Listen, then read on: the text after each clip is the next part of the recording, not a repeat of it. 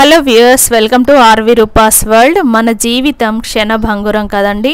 అంటే జీవితంలో మనం ఏమనుకుంటామో కొన్నిసార్లు అవి సాధించగలుగుతాము, కొన్నిసార్లు మనకు ప్రమేయం లేకుండానే కొన్ని జరిగిపోతూ ఉంటాయి. అయినా కూడా మనం ఈ జీవితాన్ని అనుభవించాలి.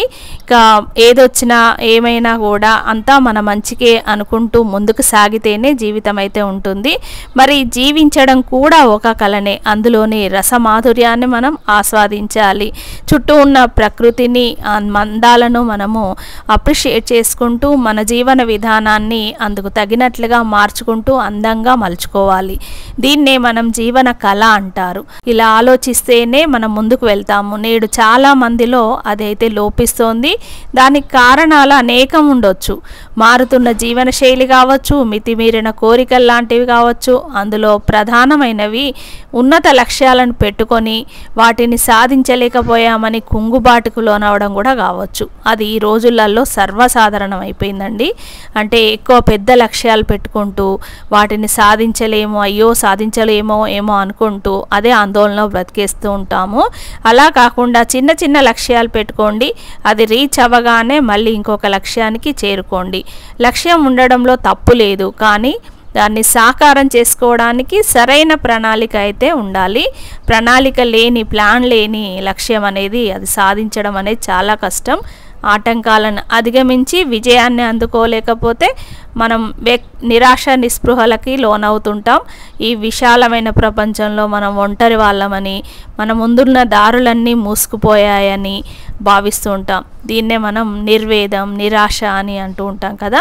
మరి మన ముందున్నటువంటి ఇతర అవకాశాలని ఆ నిరాశలో మనం గుర్తించాం. ఒక్కోసారి ఆ నిరాశ అనేది విపరీత పరిణామాల వైపు కూడా వెళ్ళవచ్చు. అంటే చాలా చూస్తున్నాం మనం పేపర్లలో. పరీక్షలో ఫెయిల్ అయ్యామనో, జీవితంలో లవ్లో ఫెయిల్ అయ్యామనో జీవితాన్నే అంతం చేసుకునేటటువంటి ఆలోచనలు అయితే చేస్తున్నారు.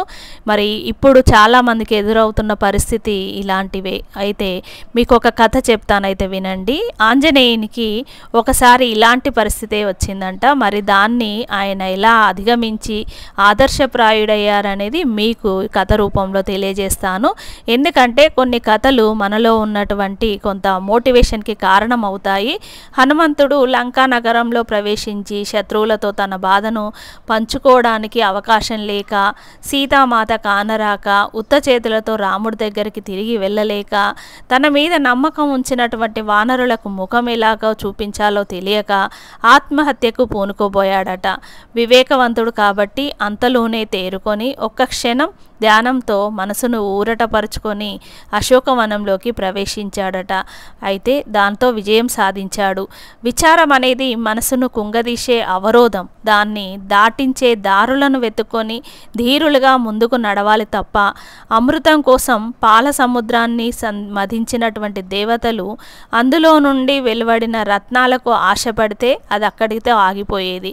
అలా ఆశపడక, పుట్టిన హాలాహలానికి కూడా భయపడక, అమృతం పుట్టే వరకు పట్టుదలతో క్షీరసాగరాన్ని మదించారు కనుకే అమృతాన్ని వాళ్ళు పొందగలిగారు. అదేవిధంగా నిరాశను వీడి తలపెట్టిన కార్యం విజయవంతం అయ్యే వరకు ప్రయత్నించే వారే ధీరుల లక్షణం. అలాగే కురుక్షేత్రంలో బంధుగణాన్ని, వేల మంది సైనికులను చూసి నైరాశ్యానికి గురైనటువంటి అర్జునునికి శ్రీకృష్ణుడు చేసిన జ్ఞానబోధే మానవాళందరికీ కూడా అనుసరణీయం.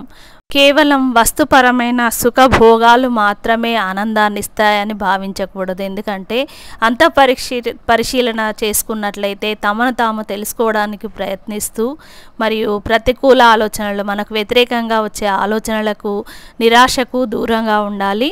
జీవితాన్ని ఆనందమయం చేసుకోవడానికి ప్రయత్నించాలి.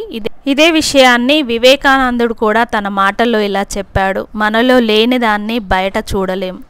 దీని భావం ఏంటంటే మనసులో ఉన్న భావన బట్టే మనుషుల యొక్క ప్రవర్తన అయితే ఉంటుంది.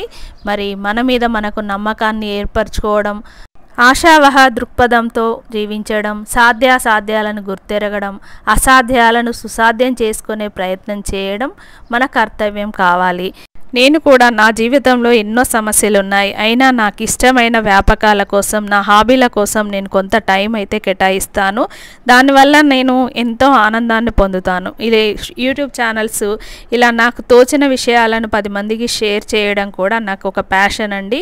అందుకోసమే ఈ యూట్యూబ్ ఛానల్. దీనివల్ల ఒక్కరికి కొంత యాక్టివ్గా ఉపయోగపడ్డా కూడా నేను చాలా సంతోషంగా భావిస్తాను. కాబట్టి నా స్టూడెంట్స్ అందరికీ, శ్రేయోభిలాషులందరికీ, నా ఫ్రెండ్స్ అందరికీ కూడా నాలో ఉన్నటువంటి నా అనుభవాలను అండ్ నాకు అనిపించిన విషయాలను షేర్ చేసుకునే ఆనందాన్ని పొందుతాను. Thank you for watching.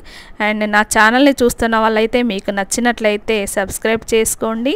And ఈ విషయాలని, పాజిటివ్నెస్ని, ఈ పాజిటివ్ థింకింగ్ని మరింత మందికి షేర్ చేయండి. Thank you all the best అందరికీ. అందరూ బాగుండాలి, అందులో మనం ఉండాలి అని అనుకుంటాను. Thank you.